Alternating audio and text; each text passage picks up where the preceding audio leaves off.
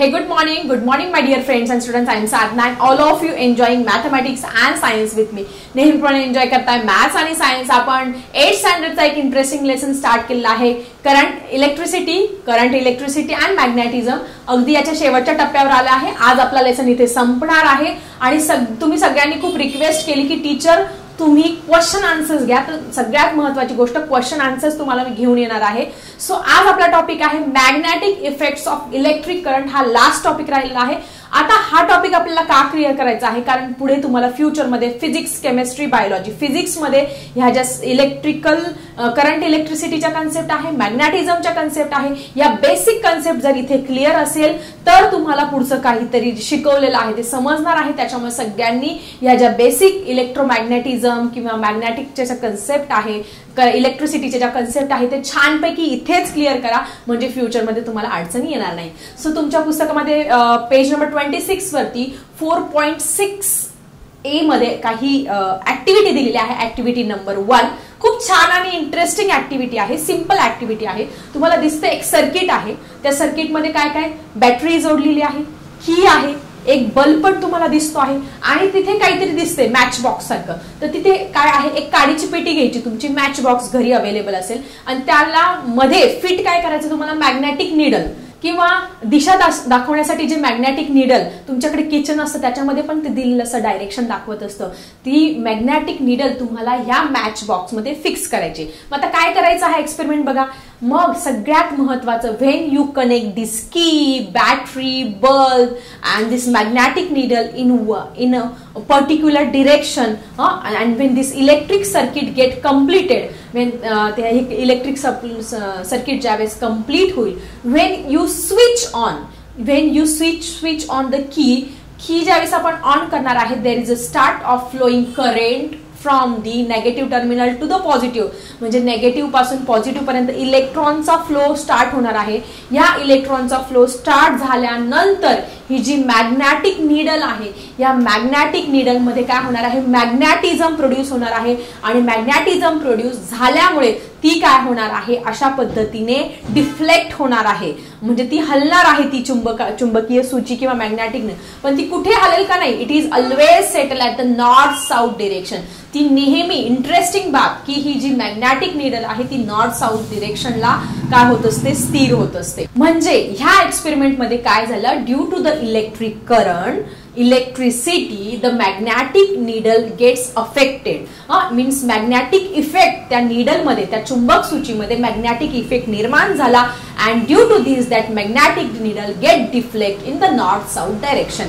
आणि त्याच्यामुळे ती काय झाली, ती डिफ्लेक्ट झाली.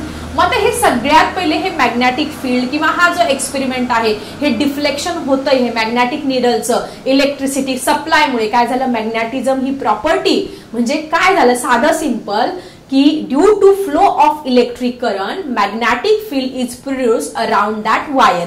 ती जी वायर आहे, ती वायर आपण त्या काडीपेटीला गुंडाळलेली आहे, त्याच्यामध्ये मॅग्नेटिक फील्ड तयार झालं आणि त्या इलेक्ट्रिसिटीमुळे आणि त्याच्यामुळे ती चुंबक सूची काय झाली, डिफ्लेक्ट झाली. मग हे सगळ्यात पहिले कोणी ऑब्झर्व केलं, name of that scientist was hence Christian overhead. ह्या सायंटिस्टचं नाव तुम्हाला पुस्तकामध्ये दिलेलं आहे. सायंटिस्टचं नाव जरा मला कमेंट बॉक्समध्ये लिहा की कोणता सायंटिस्ट होता की ज्याने ही ऍक्टिव्हिटी फर्स्ट केली about the magnetic needle, the current supply, the match box. हे तुमच्या लक्षात राहील.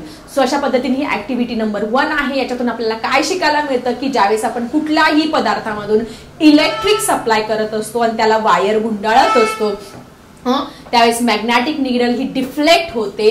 कशामुळे, इलेक्ट्रिक सप्लायमुळे त्याच्यामध्ये तात्पुरत्या स्वरूपाचं चुंबकत्व हे निर्माण झालेलं असतं. सो आय थिंक ही ऍक्टिव्हिटी फर्स्ट ही तुमची क्लिअर झाली असेल तर मला सांगा तसं कमेंट बॉक्समध्ये. चला बघूया ऍक्टिव्हिटी नंबर 2.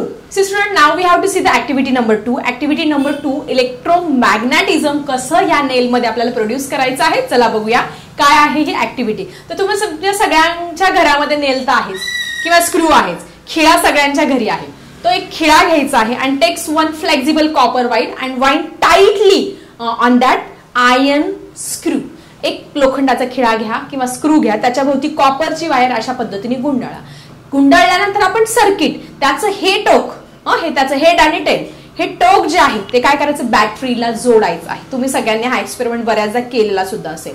हे जोडल्यानंतर काय होणार आहे, when the electricity start, when the current flow from the negative terminal to positive terminal, when we switch on the key, due to this winding, ह्या वाइंडिंग मुळे काय होत असतं आणि अजून काय होणार आहे, त्याच्यामध्ये मॅग्नेटिझम प्रोड्यूस होणार आहे. मग इलेक्ट्रोमॅग्नेटिझम प्रोड्यूस झाले आपल्याला कशा पद्धतीने समजणार आहे, ज्यावेळेस आपण स्विच ऑन करणार, करंट सगळं सर्किट वगैरे कंप्लीट करणार, त्याच्यामध्ये इलेक्ट्रिसिटी फ्लो होणार, त्यावेळेस काय करायचं, 2-3 पिन्स घ्यायच्या, सेफ्टी पिन्स घ्या किंवा कुठलाही पिन घ्या, त्या पिन्स त्याला अटॅच करा. कशाला, त्या खिळ्याच्या पुढच्या टोकाला मागच्या टोकाला, तर त्याला चिटकून बसतात. What a magic. हे मॅजिक कशामुळे होत असतं, due to the current supply, due to the electric current supply, the temporary magnetism is produce in that nail, and due to that magnetism that pins get attracted towards the nails. त्या nails कडे त्याच्यामुळे काय होत असतं, त्या pins attract होत असतं. Wien current stop, ज्यावेळेस आपण करंट स्टॉप करणार आहोत, current stop, the magnetism get vanish. थोड्या वेळाने ते मॅग्नेटिझम पण गायब होऊन जात असतं. आपण बघितलं आहे ना, हा एक्सपेरिमेंट करून बघितला आहे. And this system of coil and screw is called as the electromagnetism. आणि ह्याच सिस्टीमला आपण काय म्हणणार आहोत, इलेक्ट्रोमॅग्नेटिझम असं म्हणणार आहोत. सो आय थिंक तुम्हाला इलेक्ट्रोमॅग्नेटिझम काय आहे आणि ही ऍक्टिव्हिटी नंबर 2 आहे, ही समजली असेल. घरी पण तुम्ही हा प्रयोग करून बघा. स्क्रू घ्या, त्याला कॉपर वायर गुंडाळा, सप्लाय स्टार्ट करा, त्याला नेल्स वगैरे अट्रॅक्ट होता की नाही बघा. थोड्या वेळाने इलेक्ट्रिसिटी सप्लाय स्टॉप करा, ते नेल्स आपोआप किंवा त्याच्या ज्या पिना आहे त्या आपोआप पडून जाणार आहे, कारण इलेक्ट्रोमॅग्नेटिझम गायब झाला आहे due to the lack of current supply. So I think electromagnetism काय आहे हे सुद्धा ऍक्टिव्हिटी नंबर 2 मधून तुमच्या क्लिअर झाला असेल. आणि आता ह्या लेसनचा शेवटचा टॉपिक राहिला आहे इलेक्ट्रिक बेल. तुमच्या घरामध्ये जे इलेक्ट्रिक बिल आहे, टिंग टॉंग वाजत असते, किंवा गायत्री मंत्र वाजत असतो, किंवा काही वेगवेगळे म्युझिक असतात, प्राण्यांचे, पक्ष्यांचे, एखादा छान असं सुदिंग साऊंड असतो. हे कशामुळे ऐकायला येत असतं, त्याचं वर्किंग काय आहे, सायंटिफिक वेने ते कसं काम करत असतं, चला समजून घेऊया इलेक्ट्रिक बेलच्या. सो स्टुडंट, आपल्याला बघायचं आहे electric bell and which principle is use in this electric bell, that is the principle of electromagnetism is use in this electric bell. तर ही जी डायग्राम आहे ती एक्झाम मध्ये खूप इम्पॉर्टंट आहे. ही डायग्राम तुम्ही छानपैकी तुमच्या वहीमध्ये ड्रॉ करा, 5 टाइम्स वगैरे ड्रॉ करा, म्हणजे एक्झाम मध्ये विचारल्यानंतर तुम्हाला काढता येईल. सो ह्या डायग्राम मध्ये तुम्ही बघू शकतात की 2 आयर्न कोर आहे, 2 लोखंडाच्या पट्ट्या घेतल्या, त्याला आपण कॉपर वायर ही ऊंड केली. It acts as a electromagnet. ज्यावेळेस हे अशा ऊंड का करतात बाळांना, सॉलिनॉइड हा इफेक्ट तुम्हाला पुढच्या स्टँडर्ड आहे, हा इफेक्ट तयार होत असतो आणि त्याच्यामुळे मोर इलेक्ट्रिक सप्लाय आणि इलेक्ट्रोमॅग्नेटिझम जे आहे ते जास्त काळ हे राहत असतं, म्हणून ते अशा पद्धतीने ऊंड करत असतात. त्यानंतर की दाखवलेली आहे, त्यानंतर बेल आहे, स्ट्रायकर आहे, कॉन्टॅक्ट स्क्रू आहे, आयर्न स्ट्रायकर आहे. हे सगळं छान अशी कंप्लीट डायग्राम दाखवलेली आहे. मग आता याच्यामध्ये नक्की काय होत असतं, कशा पद्धतीने हे काम करत असतं. When copper wire is wound around the iron piece and this coil acts as a electromagnet. ह्या ज्या कॉइल्स आहेत त्या इलेक्ट्रोमॅग्नेट म्हणून काम करत असतात. इलेक्ट्रोमॅग्नेट म्हणजे ज्याच्या तात्पुरत्या स्वरूपाचं चुंबकत्व आलेलं आहे. कशामुळे, त्याच्यामधून इलेक्ट्रिसिटी पास केल्यामुळे काय झालं, तात्पुरत्या स्वरूपाचं चुंबकत्व आलं. मग तुम्ही ज्यावेळेस दरवाजावरती बेल दाबतात त्यावेळेस आतमध्ये हे असं स्ट्रक्चर असतं आणि आतमध्ये ही अशी प्रोसिजर चाललेली असते. काय प्रोसिजर होत असते, ज्यावेळेस तुम्ही दरवाजावरती बटन ऑन करतात, बटन ऑन केल्यानंतर तो जो इलेक्ट्रिक सप्लाय, तुमची जी की आहे, तुमच्या दरवाजावरती जी तुमची इलेक्ट्रिक बेल आहे ती कनेक्टेड असते तुमच्या सर्किटशी. घरामध्ये जे स्विच बोर्ड आहे त्याच्याशी वायर्सनी कनेक्ट असते. मग ज्यावेळेस ते बाहेरचा व्यक्ती ते बटन दाबतो त्यावेळेस काय होतो, घरातून त्या स्विच मधून पॉवर सप्लाय जात असतो तिकडे, आणि पॉवर सप्लाय झाल्यानंतर हे जे दोन्ही आयर्न कोर, ज्याला आपण वायर गुंडाळलेली आहे, याच्यामध्ये तात्पुरत्या स्वरूपाचं इलेक्ट्रोमॅग्नेटिझम तयार होत असतं. आणि त्याच्यामुळे काय होत असतं, समोर त्या स्ट्रिप्स आहे लोखंडाचे, तो जो स्ट्रायकर आहे तो असा जशी बेल दना दना 1 2 3 4 जोपर्यंत तो दाबतोय, टिंग टॉंग टिंग टॉंग टिंग टॉंग अशा पद्धतीने हे आदळतं आणि आपल्याला घरामध्ये तो आवाज टिंग टॉंग ऐकायला येत असतो. अशा पद्धतीने काम करत असते ही electric bell. Clear? When you switch on electric bell, there is a current supply, and due to this current supply, there is a production of electromagnetism in that bell, and due to this we hear the bell. अशा पद्धतीने आपल्याला त्याचा आवाज हा ऐकायला येत असतो. हे सगळं सायंटिफिक रिझन आहे या इलेक्ट्रिक बेलच्या मागे. सो डायग्राम सगळ्यांनी छानपैकी ड्रॉ करा. So student, in this way the striker hits the gong and there is a production of sound. So electric बेलचं प्रिन्सिपल आय थिंक तुम्हाला समजलं असेल. काय प्रिन्सिपल आहे? That is principle of इलेक्ट्रोमॅग्नेटिझम.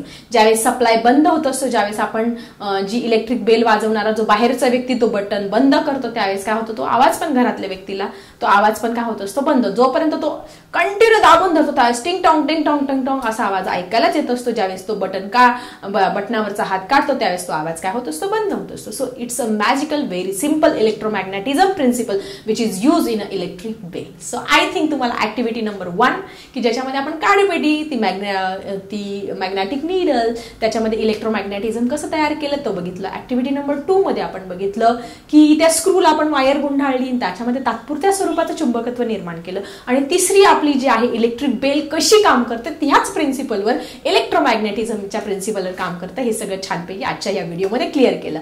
So अशा पद्धतीने आपला 4th नंबरचा लेसन इथे फिनिश झालेला आहे.